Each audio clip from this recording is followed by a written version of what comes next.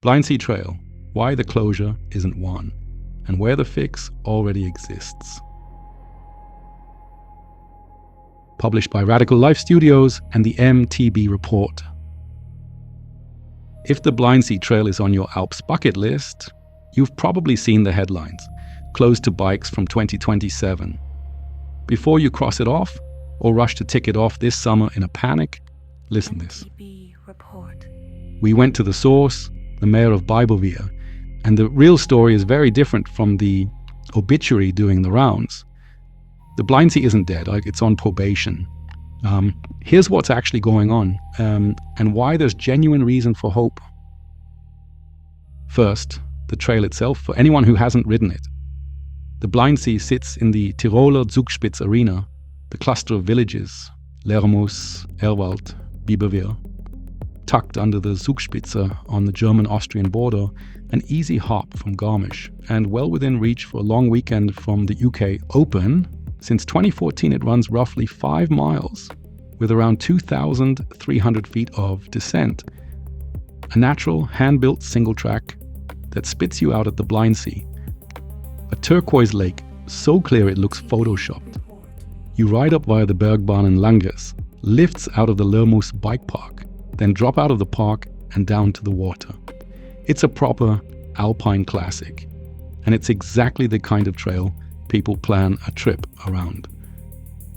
So when word spread that it was being shut, the reaction across the international forums wasn't so much anger as bafflement. Why couldn't they find a way to make it work?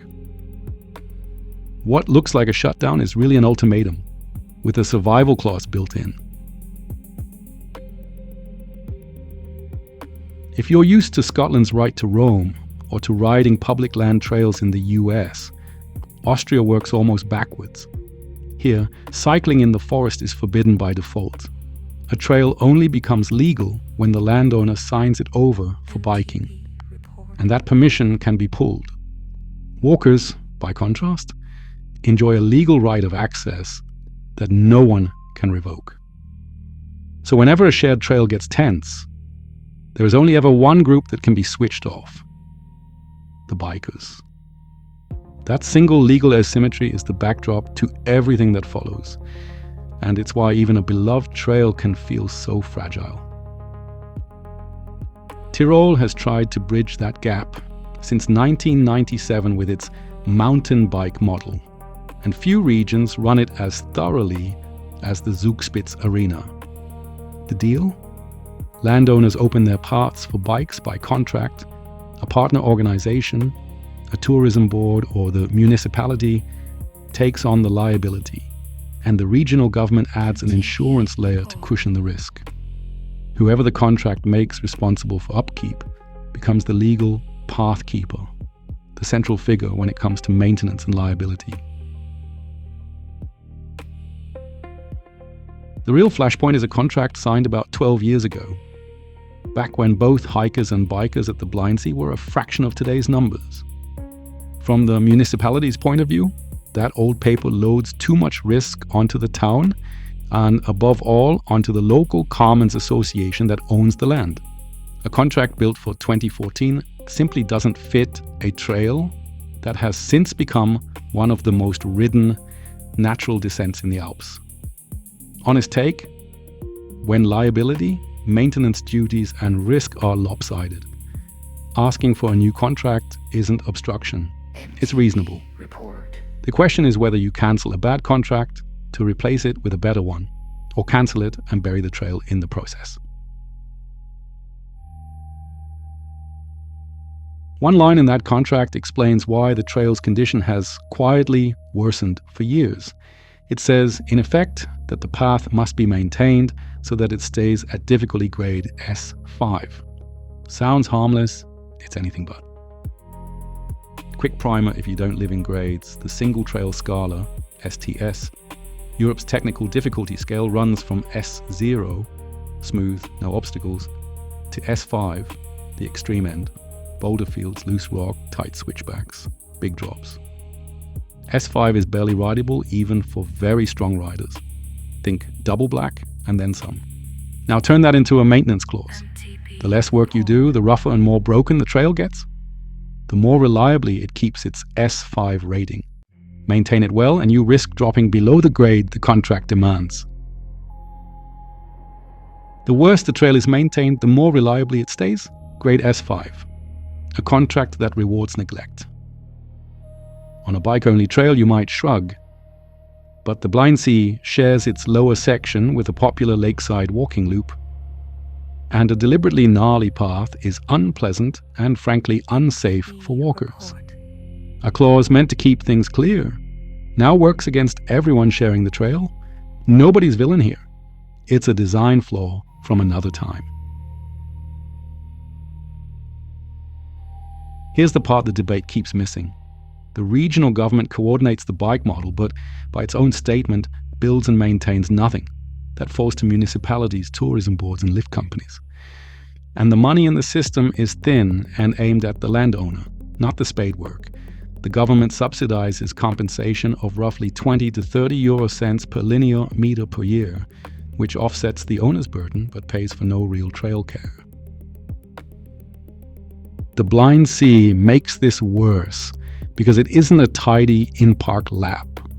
You reach the top through the Lermoos bike park, but the trail then leaves the park and runs down to the lake, into shared public ground that belongs to no single lift company's remit.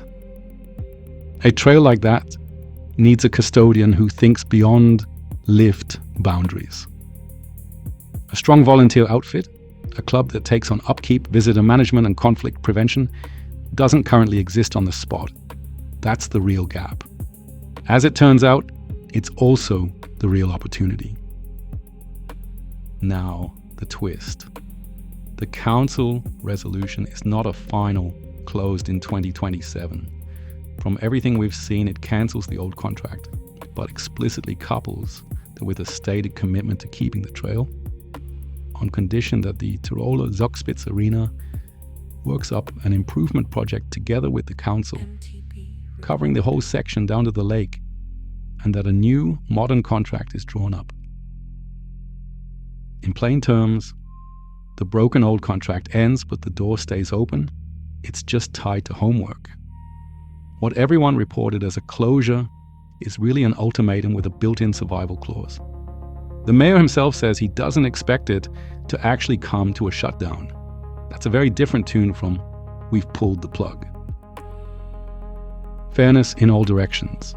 The mayor's account that too little workable came back over recent months is his side of the story. The tourism board has publicly backed keeping the trail and says it's working to prevent the shutdown. We've asked them for their take too, and we'll add it. Who contributed how much matters less than the fact that both want the same thing, the trail to survive. Stack it all up and the outlook is surprisingly bright. There's a political commitment to continuation in writing, a technical fix for the biggest flashpoint, separating walkers and riders near the lake, has been walked through with the forestry authority and looks feasible. And the municipality is visibly investing in its own infrastructure. This is not a town trying to get rid of tourism. It's a town trying to get rid of an old contract. And the missing piece, the custodian who thinks beyond lift boundaries, doesn't have to be invented. In the same district, in the Außerfern around Reuter, a volunteer mountain bike club recently showed exactly how it's done. Their project, a new trail area at the Urisee, was the first bike trail development in all of Tyrol built entirely by a club, and it's free for everyone to ride. What's remarkable isn't just the result, but who sat at the table to make it happen. The municipality, the local commons association that owns the land, a crowd of volunteers, the regional tourism board, and the provincial government with its funding. The blueprint for saving the Blindsee already exists one valley over, volunteer built with everyone at the table. Let that land, because it untangles the exact knot Biberwier is stuck on. Over there, they brought a commons association on board as a partner, the very hurdle that looks insurmountable at the Blindsee right now. So it isn't wishful thinking, it's proven practice that landowners, council, tourism, and an organized rider community can jointly carry a trail that belongs to everyone. What the Blindsee lacks isn't goodwill or feasibility. It's a reliable partner on the rider side, willing to raise a hand and say, "We'll look after it." The region has just shown it can produce exactly that. Riders can move first too. A voluntary Blindsee Trail code. Walk or crawl through the sensitive lakeside section. A friendly hello instead of a bell blast. Easing off at peak swimming hours. Costs nothing and signals everything. It's not a list of demands aimed at the council. It's a message. We'll do our part. That's what turns "they don't follow any rules anyway" into "they're part of the solution," and takes the sharpest objection out of the landowners' and hunters' hands.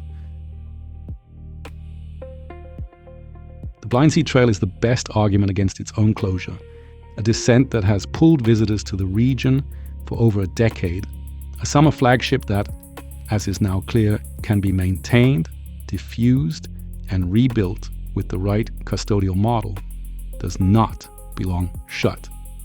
The 2026 season is the window, a proving season to show that a well-run shared trail with clear rules and a community that pulls its weight actually works. We're staying on this. Solution first, not a blame parade.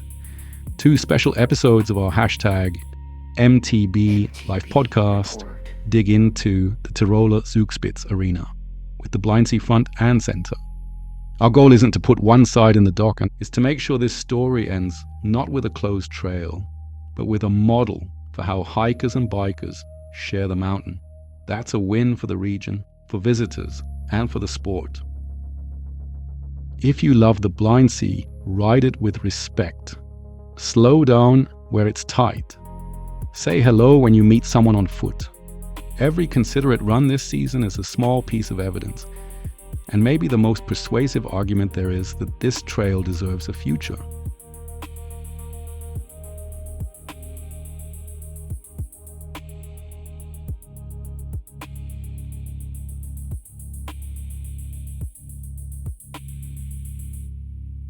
MTB-Report.